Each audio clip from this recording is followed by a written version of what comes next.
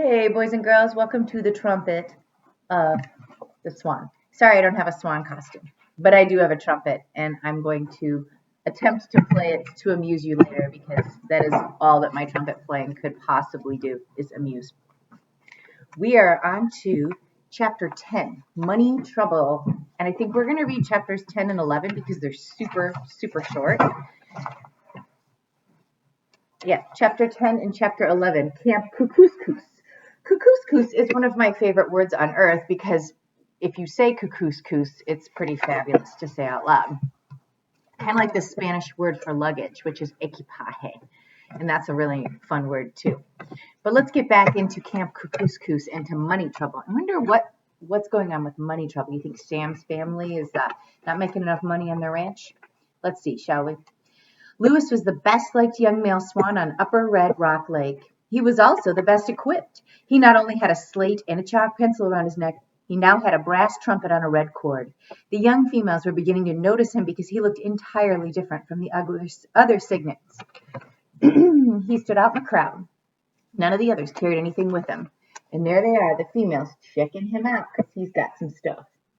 I wonder if the females think that the stuff around his neck is like the equivalent of some really good shoes or a really fantastic, set of sneakers or maybe kind of like a really fancy car or something like that. Here we go. Lewis was delighted with the new trumpet all day. The first day he had it, he tried to get it to make a noise. Holding the trumpet was not easy. He tried several different positions, bending his neck and blowing. At first, no sound came out. Here we are. Several different positions. I absolutely love this. Look at this. I know how Lewis feels. You'll see in a minute. Let's see. At first, no sound came out. He blew harder and harder, puffing out his cheeks and getting red in the face. This is going to be tough, he thought. So there he is, trying to blow, trying, and finally having a rest because it was just ridiculously hard. Sorry about that. Did not mean to wing that book in your face that hard. But then he discovered that by holding his tongue in a certain way, he could get the trumpet to emit a small gasping sound, which sounds a little bit like this. It wasn't a very pretty noise, but at least it was a noise. It sounded a little like hot air escaping from a radiator. Went the trumpet. Lewis kept at it. Finally, on the second day of trying, he got it to play a note, a clear note. Ko! Went the trumpet. Ooh, here he is, playing it on that second day in front of all of the cattails and the bulrushes on the edge of the pond. Boom. Isn't he a fantastic-looking swan, holding that trumpet up to the sky and playing it? Lewis's heart skipped a beat when he heard it. A duck swimming nearby stopped to listen. Ko! Ko! Eeeeoof! Went the trumpet. It will take time, thought Lewis. I'm not going to become a trumpeter in a day, that's for sure.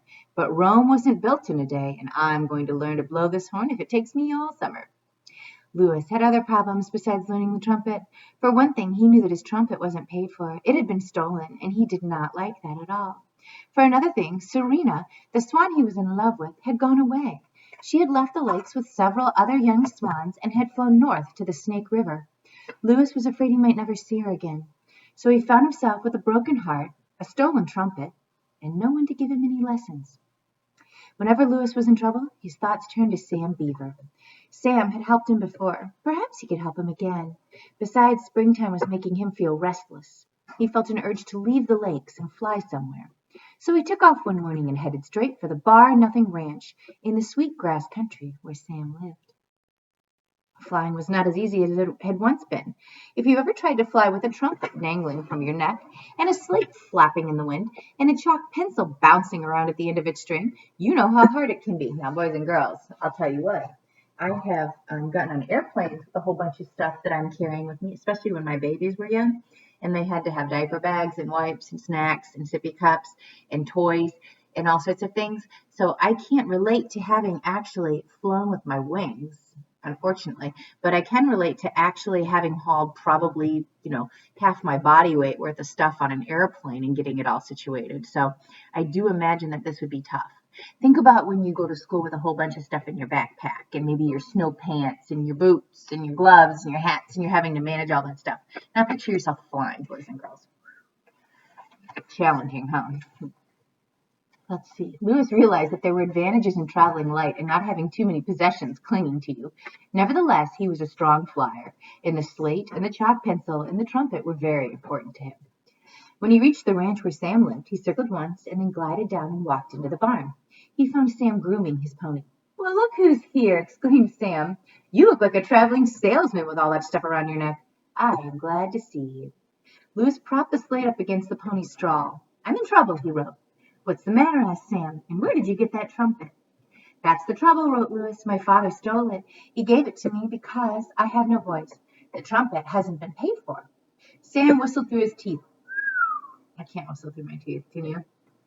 Then he led the pony into his stall, tied him up, came out, and sat down on a bale of hay. And for a while he just stared at the bird. Finally he said, "You've got a money problem." But that's not unusual. Almost everybody has a money problem. Isn't that true, boys and girls? What you need is a job. Then you can save your earnings. And when you get enough money saved up, your father can pay back the man he stole the trumpet from. Can you actually play that thing? Lewis nodded. He raised the trumpet to his back, the beak to his back. Why would he raise the trumpet to his back? Oh, Mrs. Schmidt. And please excuse the sound of the jet engine taking off in the background. We are washing things in the washing machine, and it gets a little loud in there when it's washing things. All right, let's see. He put the trumpet to his beak. "Go," said the trumpet, and the pony jumped. "Hey, Sam," said, "that's pretty good. Do you know any other notes?" Lewis shook his head.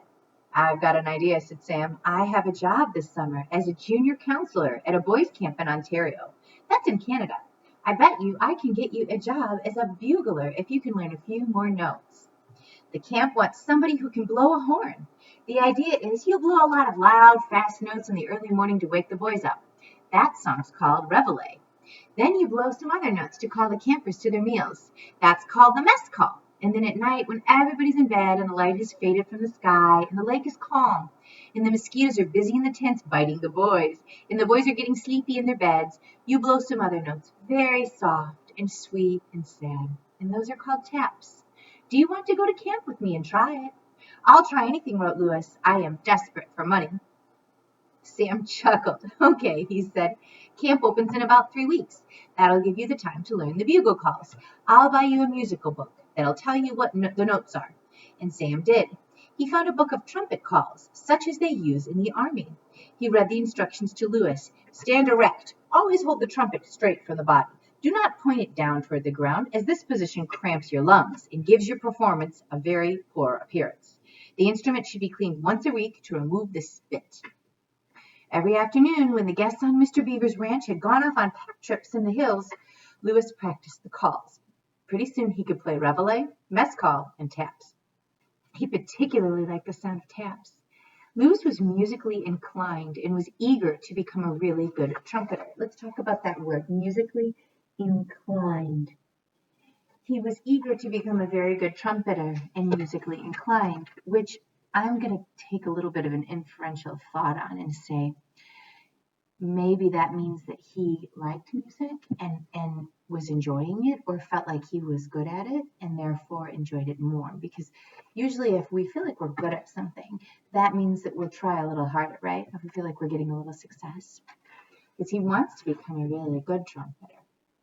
A trumpeter, Swan, he thought, should blow a good trumpet. He liked the idea of getting a job, too, and earning money. He was just the right age for going to work. He was almost 2 years old. Now, boys and girls, those of you who have a brother or a sister or a cousin that's 2 years old know that humans are not a good age to go to work at 2 years old, unless the work is taking things and spilling things and making messes and giggling and running away. But swans must grow up much quicker than boys and girls. On the night before they were to leave for camp, Sam packed all his camping things in a duffel bag. He packed sneakers and moccasins. He packed jerseys that said Camp Kukuskus on the front. He rolled his camera in a towel and packed that. He packed his fishing rod, his toothbrush, his comb and his brush, his sweater, his poncho, rain jacket, and his tennis racket. He packed a pad and pencils and postage stamps and a first aid kit and a book that told him how to identify birds. Before he went to bed, he opened his diary and he wrote, "Tomorrow is the last day of June. Papa's going to drive Lewis and me to Camp Kukuskus. I bet it will be the only boys' camp in the world that has a trumpeter Swan for a camp bugler. I think he's right. I like having a job. I wish I knew what I was going to be when I am a man. Why does a dog always stretch when he wakes up? Sam closed his diary, shoved it into the duffel bag with the rest of his stuff, got off to bed, turned out the light, and lay there wondering why a dog always stretches when it wakes up. In 2 minutes he was fast asleep. Louis, out in the barn, had gone to sleep long ago. Bright and early the next morning, Louis arranged his slate and chalk pencil and trumpet neatly around his neck and climbed into the back seat of Mr. Beaver's car. Luckily, the car was a convertible, so Mr. Beaver could put the top down, and Sam got in the front with his dad. Now, it is very lucky that it was a convertible, because if you look at how long Louis's neck is and how tall he sits upright, there's no way he could have ridden it unless he stuck his head out the top of a sunroof, which I don't even know if they made back then, just like a lot of you did last night when you were at the reverse parade, sticking your heads out of the sunroof and talking to your teachers. Louis stood tall and white and handsome in the back seat. Mrs. Beaver kissed Sam goodbye. She told him to be a good boy and to take care of himself and not to drown in the lake and not to get into fights with the other boys and not to go out in the rain and get sopping wet and then sit around in the chilly air without putting a sweater on.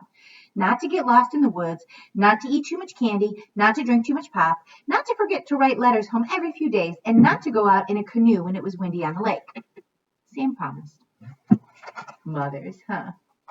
Okay, cried Mr. Beaver. Off we go to Ontario, beneath the open sky. He started the car and beep, beep, tooted the horn. Goodbye, Mom, called Sam. Goodbye, son, called his mother.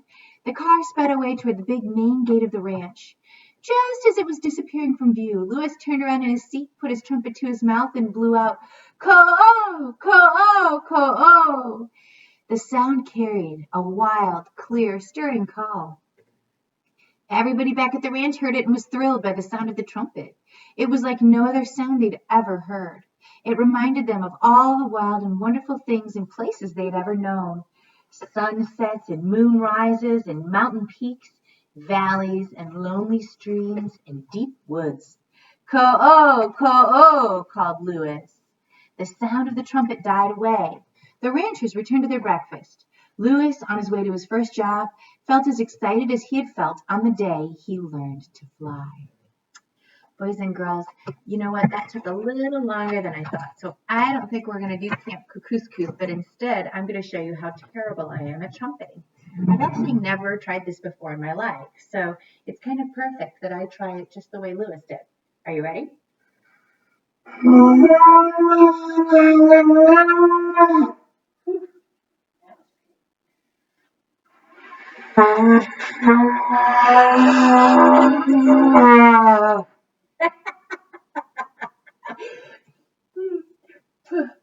more. Ooh. Boys and girls, I promise you the next time that I get on with you, I'll have my son blow the trumpet instead of me, because that was pretty awful. I'm sorry for torturing you that way. So that was the end of the chapter, and in the next chapter is Camp Cuckoo's. And since it's a short one, I'll see if I can get my son Miles to play the trumpet for real for you while we're recording. Have a great day, boys and girls.